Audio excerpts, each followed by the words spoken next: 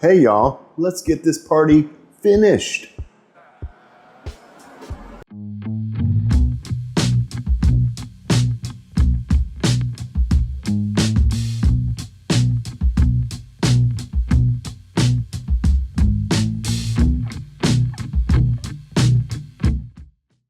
Welcome back to Brass Eagle Blinds Thirsty Thursday. I'm Doug, and as you may have deduced from my ever so clever introduction, we're doing nothing but finished whiskeys today. So that's going to include anything from a cognac cask finish, maybe an Amburana. I don't know if I have any of that up there, all the way to just your regular double oak, because technically that is a finished whiskey. So let's get started. I don't have a ton of whiskeys up there, but I am gonna kind of zip through these. I've noticed that these videos can be very long and take a long time to edit. Believe it or not, it does take me a while to edit. I know the finished product wouldn't necessarily give you that impression, but it does take me a while. So I'm gonna start us off with the lowest proof whiskey that's up there. And this isn't necessarily a bottle that you're gonna find all the time. This can be purchased out of duty-free shops or military base, but it is sold in 1 liter bottles. So if you find it, pick one up. You're probably not gonna drink it every day.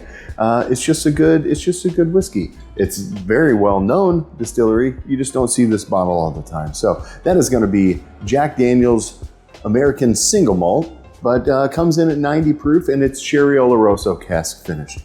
As far as the Jack Daniel's product is concerned, it's very unique. You know, I don't know anything that really tastes like this except for the Jack Daniel's special release, twice barreled American Single Malt, which is also finished in Sherry Oloroso cask. So I don't really know what they do. It might be the same exact whiskey for all I know. And maybe they just cut this one more because this one's 90 proof and that special release is 100.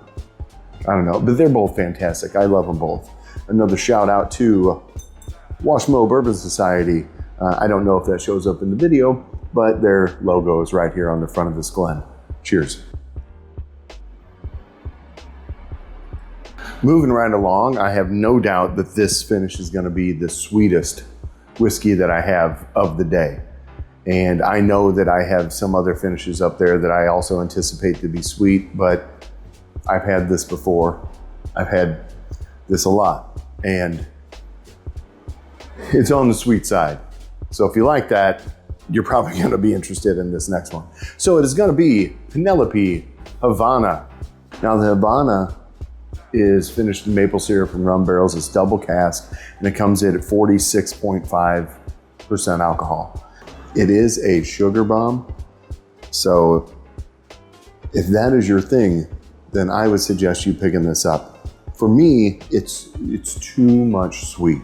It is punch you in the face sweet and leaves almost no, to me, whiskey nuance. There's no hidden flavors in there that I'm really searching for. It's like, hey, here's sugar cane, suck on this. So suck on that.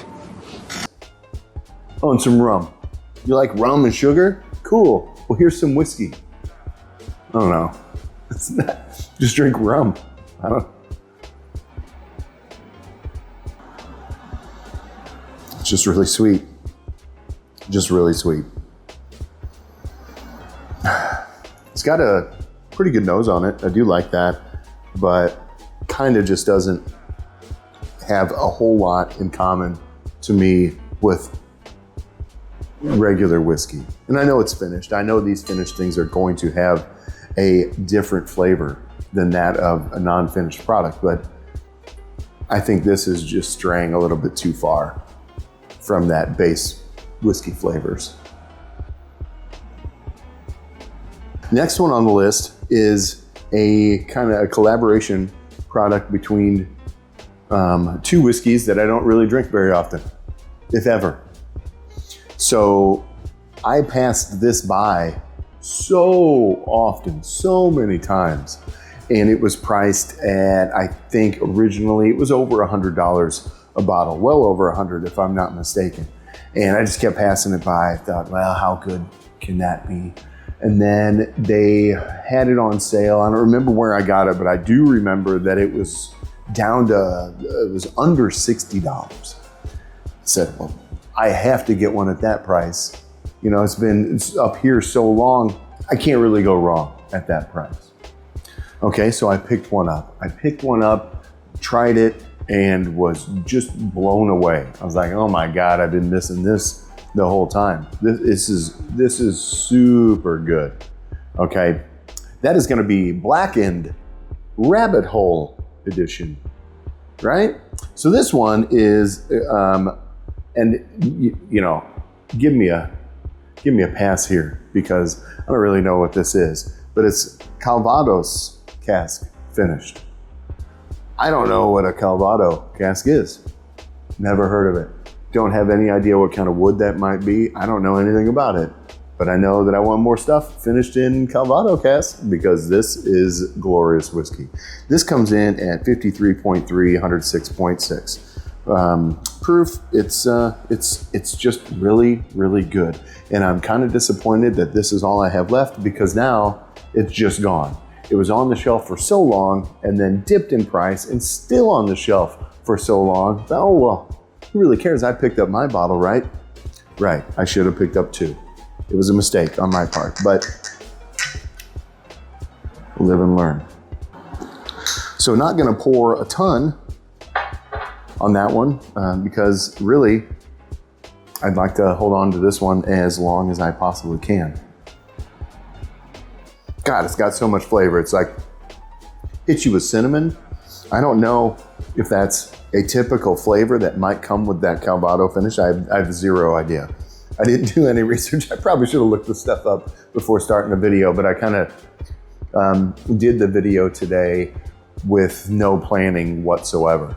As a matter of fact, I was texting friends of mine like, hey, what's an idea for today? And then they text me back with some stuff and it was all dumb. I mean, that idea sucks. Okay. So I decided to go with this. And I have, you know, this isn't a cigar blend or anything like that, but I do know that I am smoking a cigar right now. I'm smoking a Rocky Patel White Label, which, by the way, are on clearance at a certain place downtown Washington as we speak. That said, I don't know when this video is coming out, and I don't know how many we had left. So yeah, try to go get one. Probably don't have any left. Anyway, I don't think this is a cigar blend, but I can tell you right now that it goes really well with the cigar. So another reason that I wish I would have picked up 2. So I'm going slightly backwards in proof, but maybe I'm not going slightly backwards in proof. I don't really know. This one, the proof and then the ABV is handwritten on each bottle. And I'm fairly certain that this particular blend can only be purchased at the distillery. So because I'm dealing with a bottle that says 108.4 proof. So that would have been next in line compared to what I've already had. But the ABV is 52.2, and unless, yeah, I'm just not good at math, that's 104. So one of these things is not correct. I'm not sure. So anyway, I might be on the correct next bottle, I might be stepping backwards in proof. Doesn't really matter. This one though is a, like I said, I'm pretty sure this is distillery only.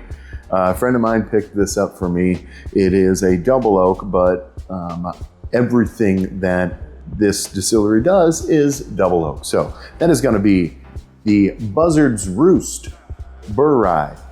My buddy was nice enough to have it autographed for me and gave this to me. That was super nice of him. Thank you, Taylor. He loved it. And he was raving about it while he was down there and telling me how great that he and another buddy of mine thought it was, and they were picking up so many bottles. And I thought to myself, well, you know, okay, sure.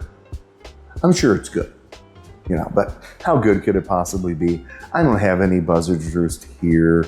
I wasn't a huge Buzzard's Roost fan. I can tell right now. I'm super glad I'm doing this early in the video because there's no way I could say Buzzard's Roost at the end of this video that many times without looking like a severe alcoholic. Anyway, so he picked the bottle up for me. I popped it almost immediately, and gotta be honest, I was blown away too. I was like, oh my God, okay, that is really good. Now I'm disappointed. I don't get to enjoy this kind of whenever I want. This is the only bottle I have. It's the only bottle I probably will ever have. I wish I knew a little bit more about what they mean by double oak on this one. I'm sure that they aren't just saying double oak because they took a rye and they took a bourbon and put them together, 2 barrels, 1 whiskey, double oak. I'm sure that's not what they mean. It does say in very, very, very small print here on the side something about specially cured toasted barrels. I can't really read the beginning of it because I'm an old man. Like an old man. So, you know, but it is non-chill filtered. That's awesome. And let me just tell you, if you like bourbon and you like rye, and I assume that you probably do, or you're not watching this video because you're not watching it for me. That's probably why I have like 0 viewers. I suck. If you like those 2 things, you're gonna love this. There are a lot of blends, ryes, that just come off heavy in one direction, and I go, I don't really know what you did here. This is not the case for this. I get the spiciness of rye, still some like marshmallow goodness from that bourbon, but then there's some fruity that goes along with it. And the mouthfeel is great for either being a 108.4 proof or being 104.4 proof. One of those 2 things is true. It's just really good. Cheers. So this next one isn't just a regular shelf product all the time. And I was a little bit skeptical when it came out because they are typically expensive bottles. And they come out with so many different finishes and so many different age statements and blends and things that they're doing that it is hard to really give them the money for it and just taking a chance that it's gonna be a good one. Because they have tons of good ones, kind of like barrel craft spirits in a way. So many different blends, so many different things, but they're all kind of expensive. And once you give them your money, and they're like, I'm kind of disappointed with that. Well, this bottle over here, you know, maybe you'd love that one. Same price. Well, now I'm kind of burnt by this one. Do I want to give another $120? Anyway, so that kind of goes the same way with a lot of these bottles here. But this one is finished in American and Hungarian oak. I don't know what Hungarian oak does to whiskey, but whatever it does, if it turns it into this, just keep doing that. Anyway, that is going to be the Bardstown Discovery 13. This one is fantastic. This one was in our best of 25 tournament. And it made it to the final table. I don't remember what place it got, but it was, I think, top 5 or 6 of whiskeys of the year.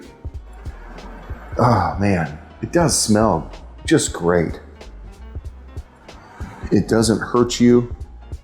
There's no bite to the nose. It's 110 proof, so it's not like it's super weak, and that's why it's not bitey. It has marshmallow on the nose, which I love. There's a lot of disco series that I have not had, so I can't really speak on all of them. But of the disco series that I have had, this is the best. This one's the best. While I'm thinking about it, if you guys would, please thumbs up, like the video, comment below. I don't care what you comment, but I will respond to it. It just shows engagement, helps the channel out a lot. And, you know, maybe we'll put it in front of more people. I don't know, we'll see. Maybe I don't want to be in front of more people though. I always run the risk of getting canceled by doing something. Next on the list, I admittedly don't buy too much.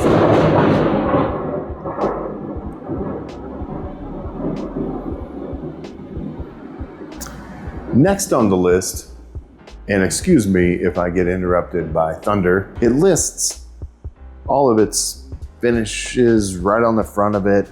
They give it a name, but I don't buy a ton of this because it's just too many of them out there.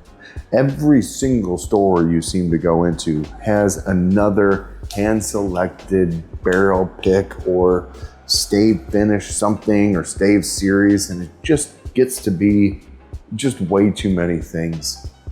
And they're all so close. Like, who in their right mind would have 15 to 20 different bottles of essentially really close to the same whiskey sitting on their shelf? Unless it's Jack Daniel's single barrels, and then don't talk to me. Don't judge me. And that's going to be Maker's Mark Private Selection. This one is called Caramel Life. You know, it says like 2 baked American pure and 6 toasted French whatever. I can't even read that word. It says some stuff. And then toasted French, I don't know, toasted French spice. But I did open this not too long ago. It comes in at 110 proof. And I opened it not too long ago and gotta say, I liked it. I'm not a huge weeded person most of the time. So Maker's isn't always my go-to, but this one's really good. I do like it. Do I like it enough to pick one of these up every single time that I see it? No way. No, but when this is gone, I'm fairly confident that I can snag another one that's pretty close. Or even if it's a little bit different, cool, it's a little bit different. You know, variety is the finish of life. Spice. That is a type of bottle, though, I have to be honest, that I will have on the shelf for a very, very long time because I'm not going to hit it very often. But there are a lot of people that come over and they don't know necessarily a lot about bourbon or don't know a lot about whiskey, but they definitely recognize that wax top, right? So they're going to see that and be like, oh, you got some Maker's Mark. And then I'll be able to say, hey, yeah, and this is not just your regular Maker's Mark. Right? This is a finished series. This is special. You should give this a shot. And, you know, it makes it a little bit more of an experience for that person who might like Maker's Mark. So instead of having, and I know this costs more money, but instead of having just a regular bottle of Maker's on the shelf, why not have, you know, Maker's Cask Strength 46 and one of these? Always have that on the shelf, because if things continue the way they are, you will always be able to get this or something like that. So pick one up. So the next one on the list, I think we've all heard of. We don't see it all the time, but we've all heard of it because of their double oak. And their double oak is one of the bottles that comes out once a year, and it's impossible to find, and you're never gonna find it just sitting on the shelf. It's just not going to happen. But you can get some of their other finishes, and I'm not saying that maybe go out, rush out, and get their rye whiskey, get their regular bourbon that are low proof, you know, around that 90 to 100 proof. I'm not saying rush out and get that stuff, but they do put out some finishes and some cask strength stuff that you might want to pay attention to. That is going to be 13th Colony Rye Whiskey. This one is a maple spiral finished. I'm going to tell you right now, it's 113 proof, and I've never had it before. I literally just popped this for the video. It is fun to think about all the different things that you can do with whiskey and finishes and combining flavors that might not necessarily have gone together before. And whenever I smell something like this, like, their rye is typically very rye.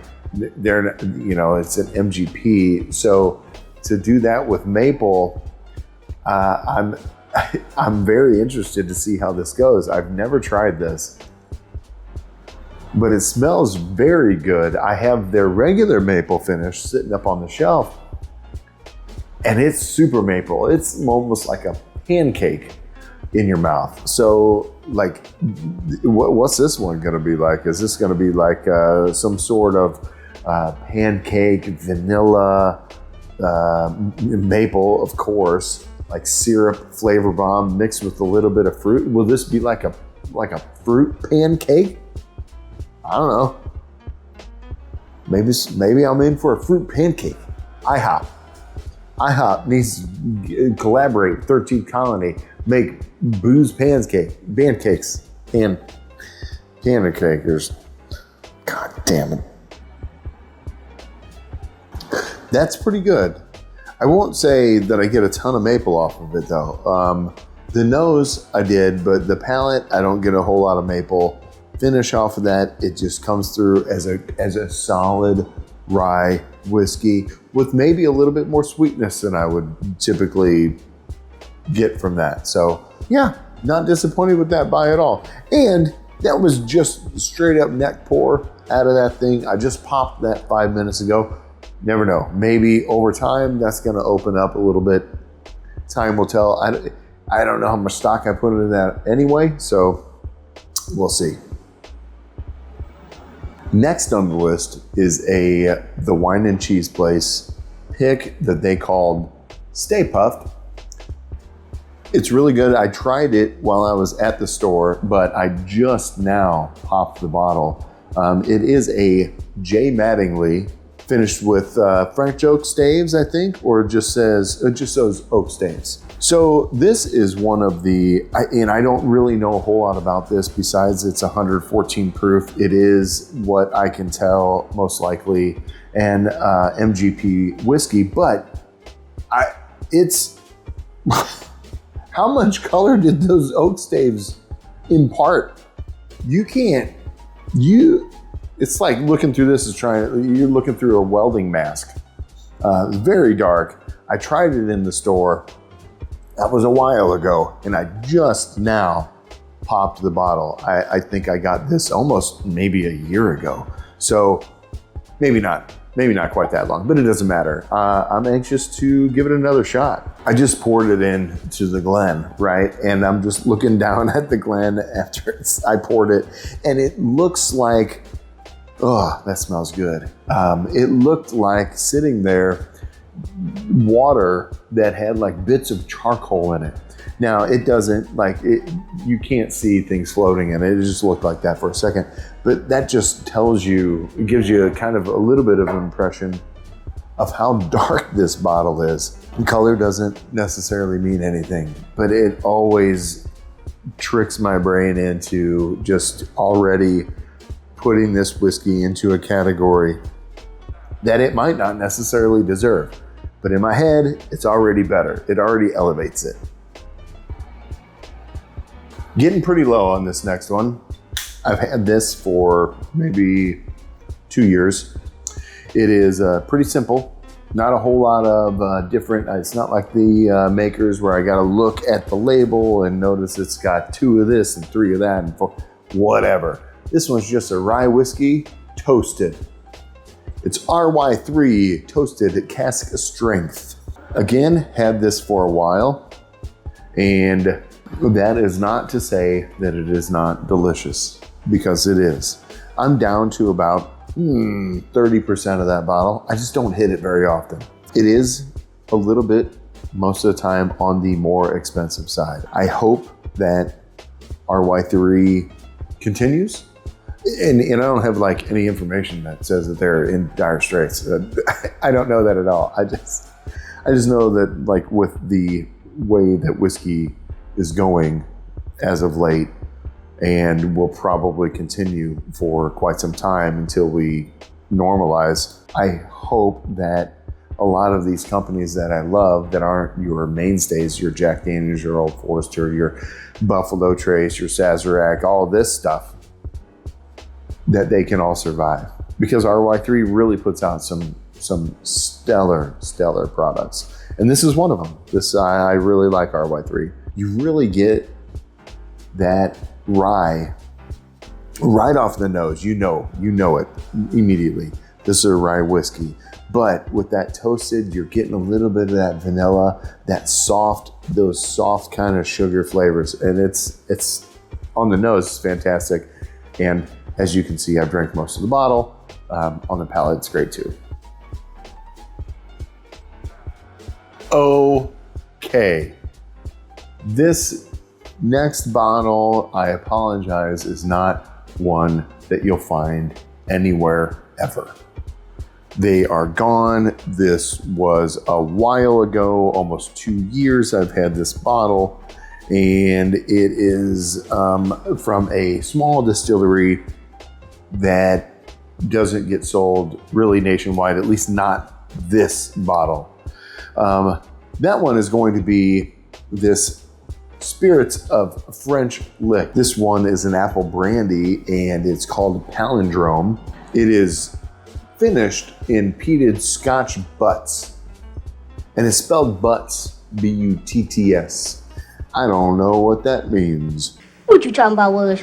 It's coming in at a pretty hot 137.7, and it's a absolutely fantastic whiskey. One was lucky enough, this guy, to happen to have been there at the time that they released these bottles and they had a few left. I bought it just, because I'm into whiskey. I didn't think anything of it, but then I started to drink it and I'm like, oh my God,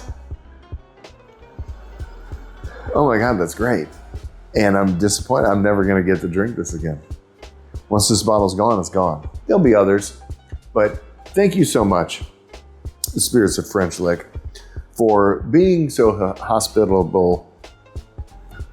Oh boy, that day, it was just my wife, my daughter, and myself there. You guys were great.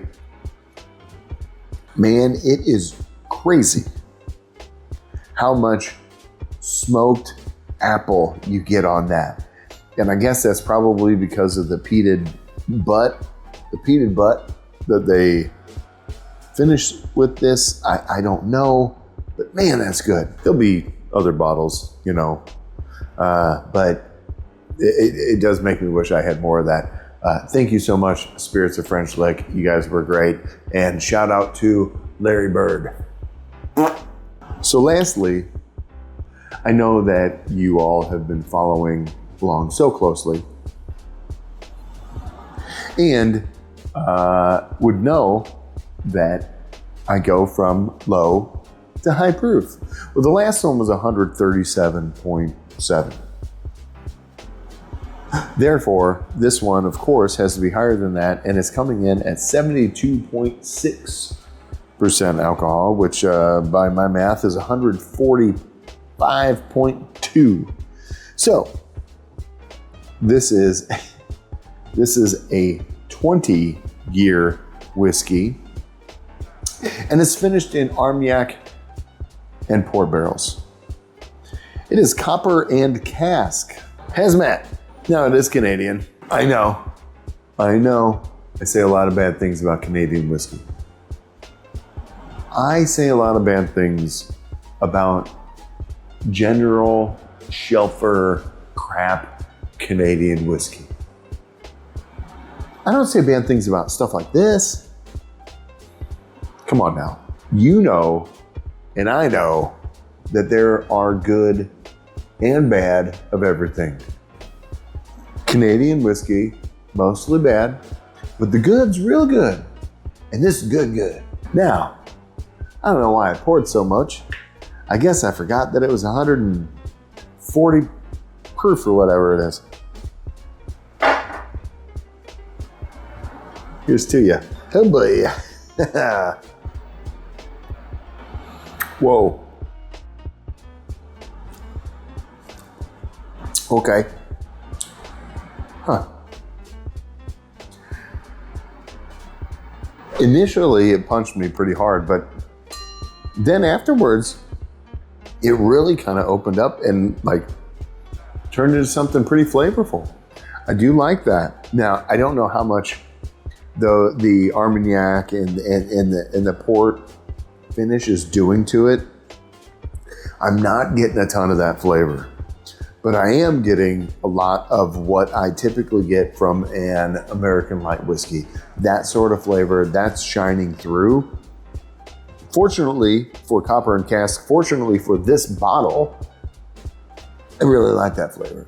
So, and I love getting that Kentucky hug, getting that just burn for a little bit. Like, I don't want that all the time. I'm not gonna drink this all the time. Of course not. That's nutty. But every once in a while, and then you get that feeling like, oh man, that is really good. Is it one of the best hazmats I've ever had? I won't say that, and I haven't had a ton of them.